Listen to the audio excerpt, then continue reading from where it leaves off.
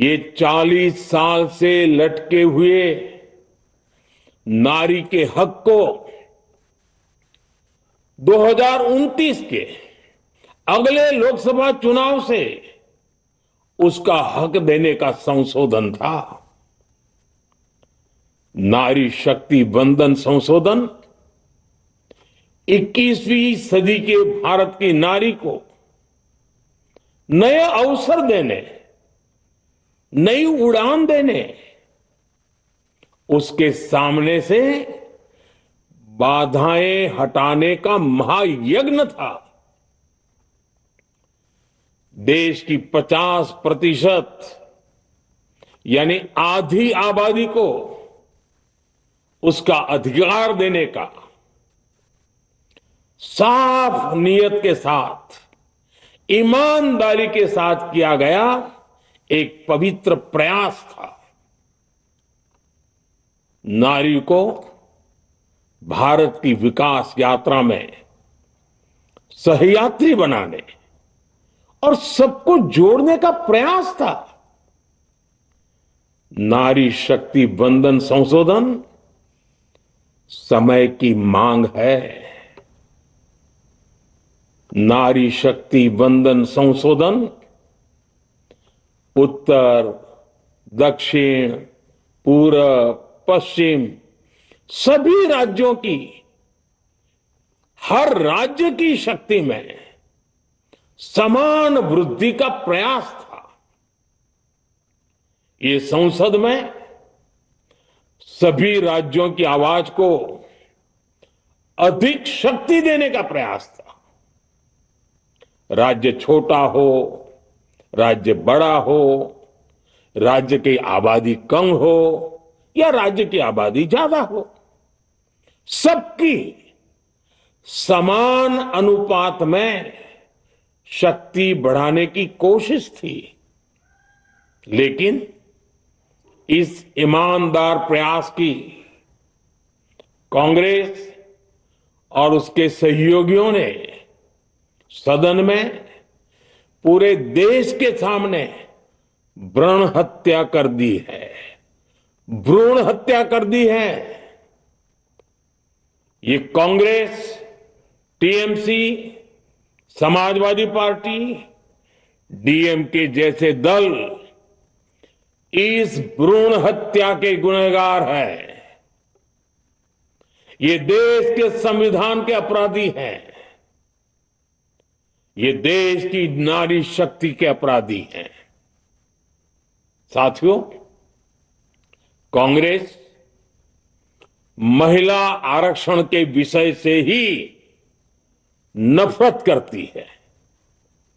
उसने हमेशा से ही महिला आरक्षण को रोकने के लिए षड्यंत्र किए हैं।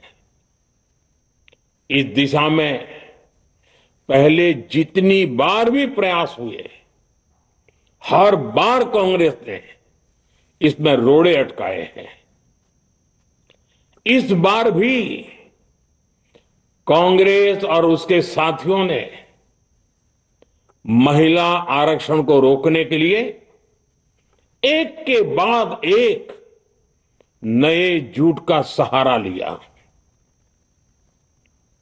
कभी संख्या को लेकर, कभी किसी और तरीके से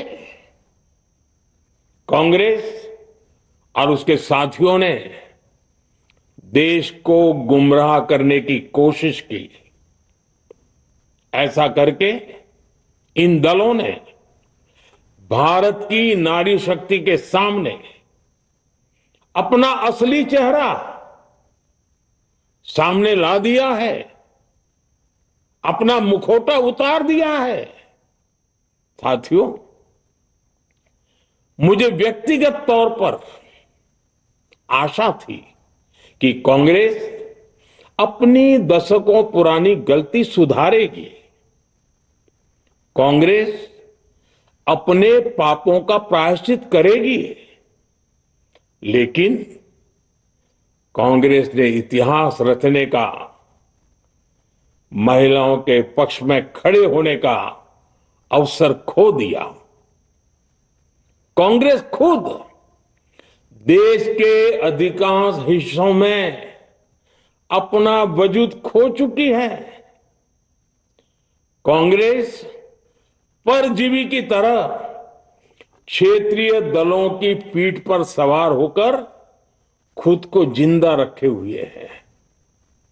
लेकिन कांग्रेस ये भी नहीं चाहती कि क्षेत्रीय दलों की ताकत बढ़े।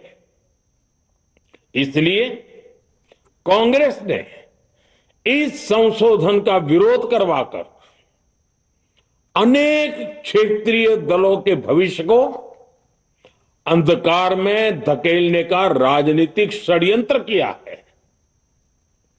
साथियों, Congress, Samajwadi party, DMK, TMC और दूसरी पार्टियां इतने वर्षों से हर बार वही बहाने, वही कुतर्क गढ़ते आए हैं, बनाते आए हैं।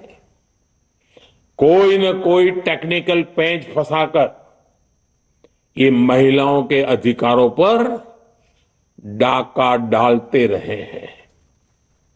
देश राजनीति का ये बद्दा पैटर्न बराबर समझ चुका है और उसके पीछे की वजह भी जान चुका है। भाइयों बहनों, नारी शक्ति वंदन अधिनियम के विरोध की एक बड़ी वजह है इन परिवारवादी पार्टियों का डर। इन्हें डर है अगर महिलाएं सशक्त हो गई तो इन परिवारवादी पार्टियों का नेतृत्व खतरे में पड़ जाएगा। ये कभी नहीं चाहेंगे कि उनके परिवार के बाहर की महिलाएं आगे बढ़े। आज पंचायतों में, लोकल बॉडीज में जिन हजारों लाखों महिलाओं ने अपनी क्षमता को साबित किया है, जब आगे बढ़कर लोकसभा और विधानसभाओं में आना चाहती हैं, देश की सेवा करना चाहती है, परिवारवादियों के भीतर उनसे असुरक्षा की भावना बैठी हुई है। परिसीमन के बाद महिलाओं के लिए कहीं ज्यादा सीटें होगी, महिलाओं का कद बढ़ेगा। इसलिए इन लोगों ने नारी शक्ति वंदन संशोधन का विरोध किया है। देश की नारी शक्ति कांग्रेस और उसके सहयोगियों को इस पाप के लिए कभी माफ नहीं करेगी। मेरे प्रिय देशवासियों, कांग्रेस और उसके साथी दल डिलिमिटेशन पर लगातार झूठ बोल रहे हैं। ये इस बहाने विभाजन की आग को सुलगाना चाहते हैं।